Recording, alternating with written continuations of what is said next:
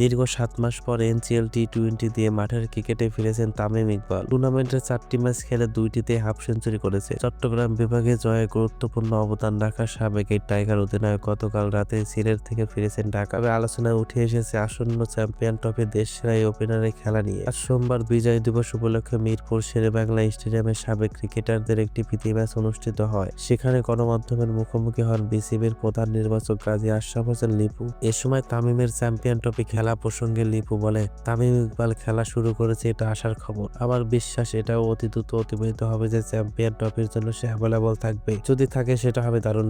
লিপু আরো বলে, তামিমের বিষয়টা হচ্ছে কেউ যদি নিজেকে সরিয়ে রাখে। এর আগে বিভিন্ন বোর্ড ছিল, সেখানে মত পার্থক্য ছিল, অনেক ইস্যু ছিল, কিন্তু আমার বিশ্বাস নতুন বোর্ডের অধীনে একটি আশার আলো দেখাই যাচ্ছে। তিনি ক্রিকেট মাঠে ফিরে এসেছেন। তামিম সর্বশেষ জাতীয় দলে খেলেছেন গত বছর সেপ্টেম্বরে। নিউজিল্যান্ডের বিপক্ষে 2 ম্যাচ খেললেও জাতীয় দলে ফেরার আগ্রহ কখনো সেভাবে দেখায়নি। এমনকি সর্বশেষ বিপিএল এ ঢাকার প্রিমিয়ার লিগ খেলার পর 7 মাস ছিলেন মাঠের বাইরে। আরও একটি বিপিএল আসর শুরু হওয়ার আগে প্রস্তুতি হিসেবে এনসিএল টি-20 4টি ম্যাচ খেলেছে তামিম। তবে জাতীয় দলে কবে ফিরবেন সেই নিশ্চয়তা এখনো মেলেনি। এদিকে চ্যাম্পিয়ন ট্রফি শুরু হওয়ার কথা আগামী বছর ফেব্রুয়ারি-মার্চের আগে তামিম সিদ্ধান্ত পরিবর্তন করতে পারে। এরকম ভিডিও প্রতিনিয়ত পেতে চ্যানেলটি সাবস্ক্রাইব করে পাশেই থাকুন।